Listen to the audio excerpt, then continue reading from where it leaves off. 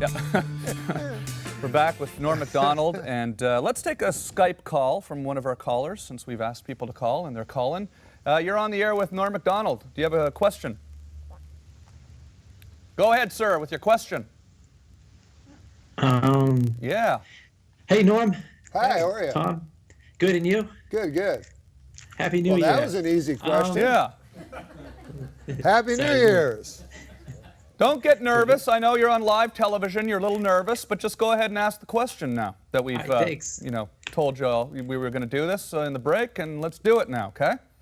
Okay, cool. Yeah. Norm, what's your favorite sport to bet on? My favorite sport to bet on is football, professional football, but it's the worst sport to bet on. And what's your name? Jay. Jay, I'll tell you the reason that football is the hardest sport to predict. Because the ball ain't round. Sure. You understand that concept, right? Yeah. Like a basketball is round, it's shot, it goes into a hoop. A baseball is round, it hit, it goes somewhere. A football is not round, and when it's lost, it goes everywhere, and it's like a sling, and that's why don't bet professional football. Don't be like me. What about golf? You bet on golf? I do bet on golf because you can't get a rounder ball. Yeah. All right, well, there's your answer, caller. Thanks for calling. Appreciate it. Hey, thanks, Tom. Yeah. Go Pats. Yeah. Now you know, right? So, do you take calls on the show on your podcast? No. We tried, but you have it down to a science. But mine, it was like when you did your show at your house.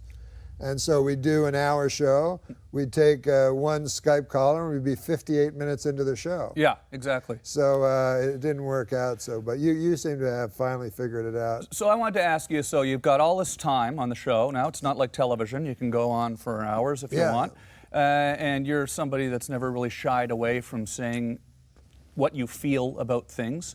And we're living in this crazed media culture now where people are always apologizing for every word that comes out of their mouth. Do you ever worry that you might say something that you can't take back, or that well, you regret? I did one thing, because they'll jump on things, as you know, and take things out of context and so forth, And so I was on the Larry King show. I don't know if you've done that yet.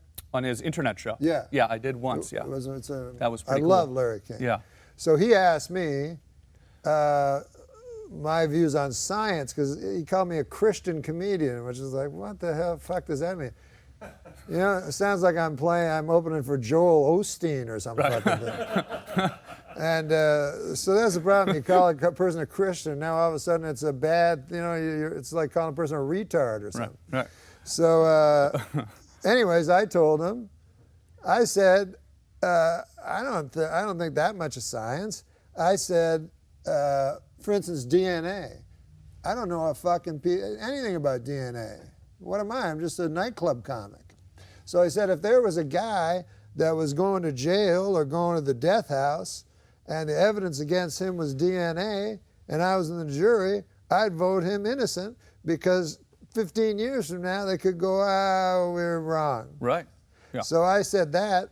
Then in the fucking somewhere in I see an article, Christian comedian Norm Macdonald doesn't believe in science.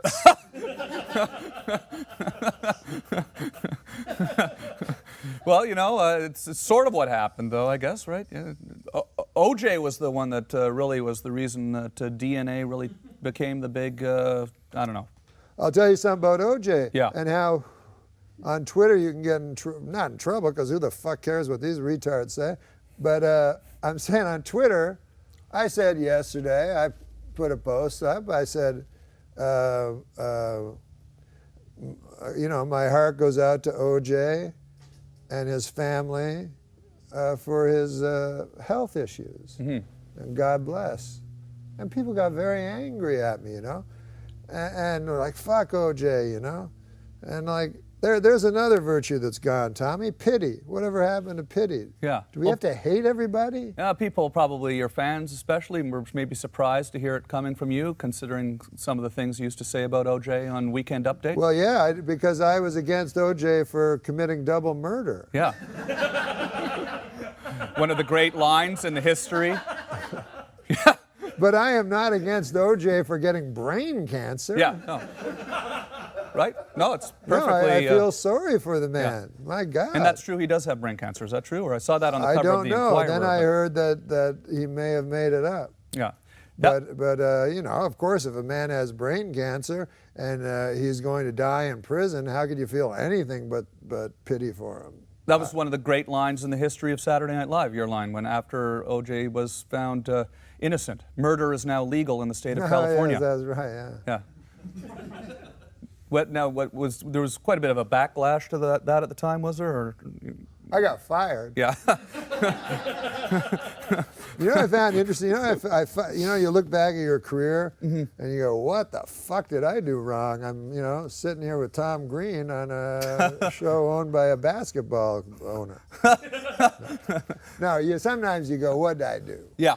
You know? I hear you. Why can't I get one? I ask myself that question all the time. Sure, right? We do, when you do outrageous comedy and you're trying to get a reaction, and sometimes you push the envelope maybe further than when you get older, you think, oh, should I have said that? Yeah. Should I have done that? Do you actually think that those type of thoughts? I came out because I was like, this is weird. I'm not getting jobs, And I thought after I got fired from Weekend Update, everyone supported me. Yeah. Everyone was very supportive of me.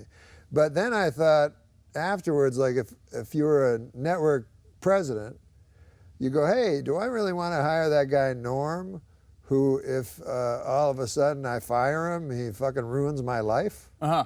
Because Don Ohlmeyer fired me and lost his job and never worked again like a year later. Right. It had nothing to do with me. It sort of had become a personal thing in the press, at least. It had. The press, you know what? The press has a narrative. And the narrative in that story, I got fired from Saturday Night Live. Now, before I got fired, there was nobody fucking saying how great I was.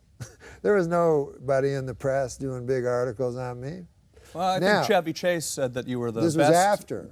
Best Weekend Update anchor Chevy since Chase him. did say that, but this was after I got fired. Uh-huh. Now, after I got fired by a big, fat network executive chomping on a big cigar in Los Angeles, and here I was, this guy at 12 o'clock doing 5 minutes of comedy, right? So the press has to make a story. They love stories. So he's the bad guy. He's the evil guy, right?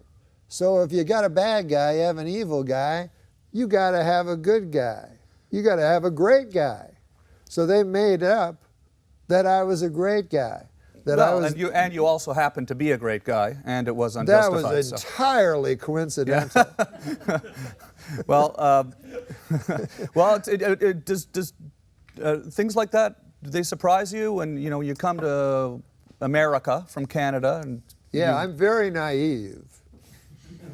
Yeah, did you I'm really? very- No, no, about show business. Yeah, or at least I was. Well, I felt that way when I went on MTV. I had no clue what the hell Right. was going on. Right. And then I did a bunch of goofy stuff like getting drunk on the Tonight Show, and the next day you sort of wake up and everyone's saying, "Why'd you get drunk on the Tonight Show?" And I was like, "Well, I was just trying to be crazy." Right. Yeah, so The worst thing that ever happened to me, I never told anybody this, but a week after I left Saturday Night Live, I got a call from Rob Burnett. You know who he is? Sure, yeah. So David Letterman's producer. Yeah, he was the producer of David Letterman. He said, I got some bad news for you.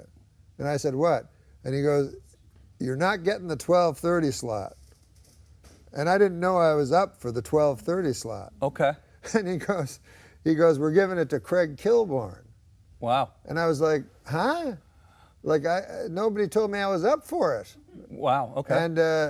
And then I said, why'd you have to tell me? Like, if you'd never told me, I wouldn't have fucking known. Yeah. And then he says, Dave fought for you, but Les Moonves said, no, he wants Kilborn.